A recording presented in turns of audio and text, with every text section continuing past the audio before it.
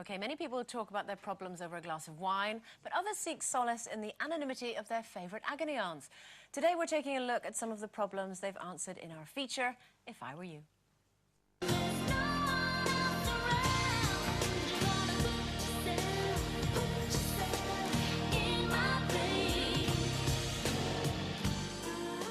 First up, writing in the Mirrors, Miriam Stoppard.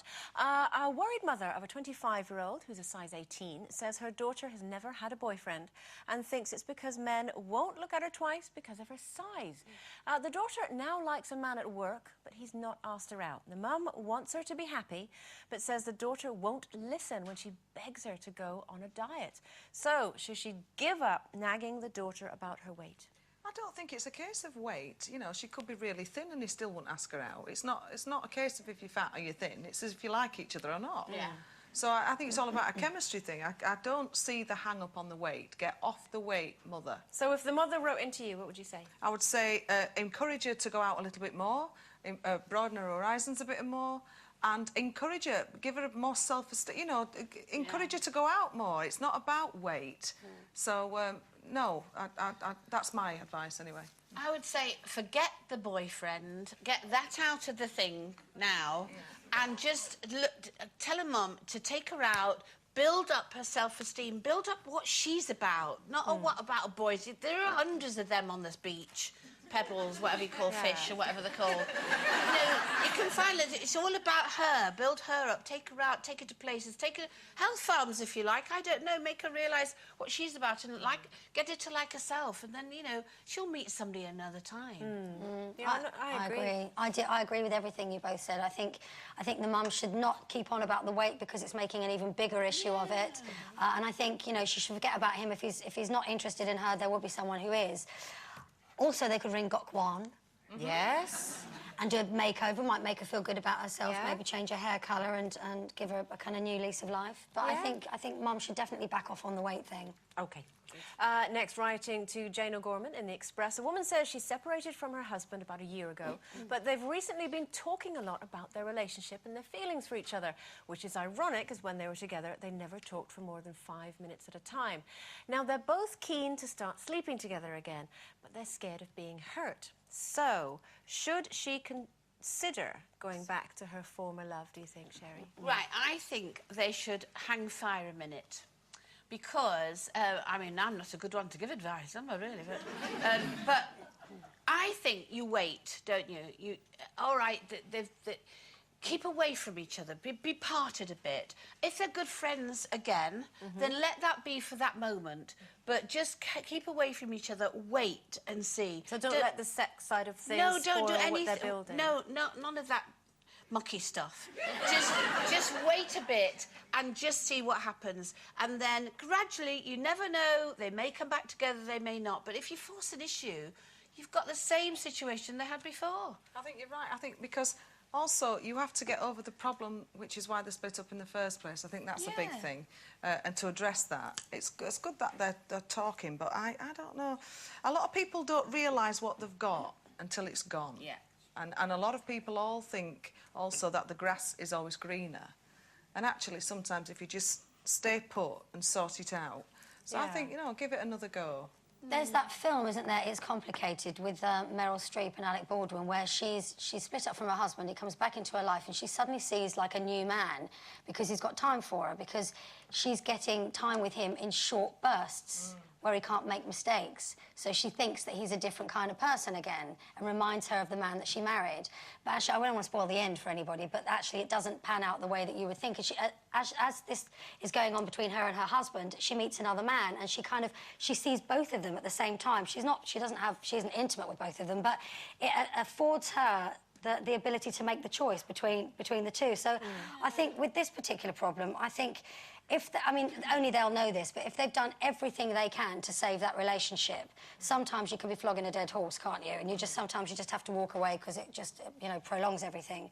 My feeling is, don't be intimate with each other. I think wait, like you say.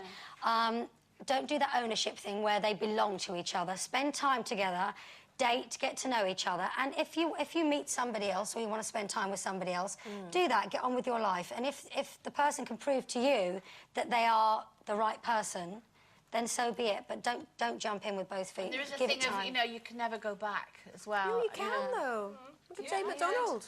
Yeah, but it was after a while, though, wasn't it? Yeah. That was a long time Yeah, apart. 27 years. It just wasn't a couple of weeks. One thing I think, I mean, the fact that, you know, she says that when they were actually together, they didn't communicate very well, but actually they're talking well now. That's something I would build on, and I would actually say to them to go to counselling and sit with somebody that's really impartial, that doesn't have a take on anything, and won't say, actually, that's not how it happened. You said it was actually like this, and just continue talking in an impartial way, and like, yeah, and keep the sex to one side just for a minute. Just keep it at bay for now. Enjoy yourself. That's what it's all about, isn't it? Well, I'm get And hammered. sometimes it's good to quit while you're behind. And finally, writing to Vicky and Octavia in Stella magazine, a woman says she's worried because her sister-in-law wants to stay with her and her family for 2 nights a week when she's working down in London. Now, they're not keen on the idea because she has a tendency to criticise their parenting skills. However, they're worried that refusing will offend her because, after all, she is family. So would you tell her that she couldn't come to stay? Well, I think that might hurt her feelings. So what I would do is lie. I think that will probably solve everything. OK. What would you say? Well, for example, I would say to her, look, me and your brother aren't getting on that well at the moment, and I think another person in the house might put pressure on the relationship. So for the time being, why don't you find somewhere else to stay, you know, get other arrangements going, which will force her to do something else. She might really like it and stay there. And then no one's But then actually... she'll go back and tell the whole family that you and your husband are not getting on. Well, or what do you do? Turn around and say you're not coming here because you offend everybody with your but then opinions you're about the creating a kids. situation which just might happen. No, the thing is, you've got to have some lie. honesty, haven't you?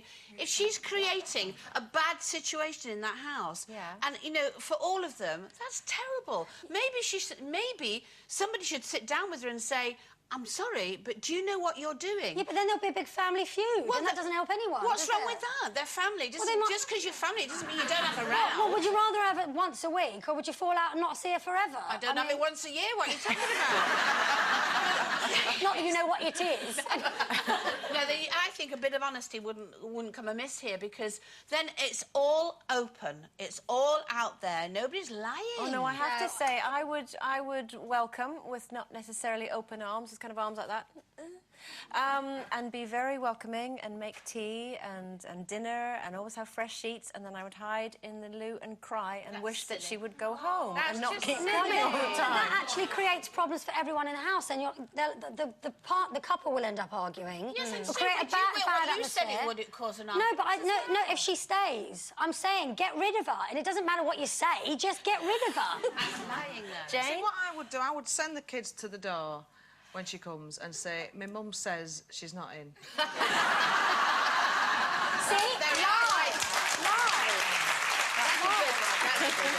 Actually, do you know what? Getting kids involved is a really good idea, because kids are really honest. You could just let them say, why? You said you didn't like Auntie so-and-so. She'd be gone. Yeah. Yes. OK, we're taking one final break.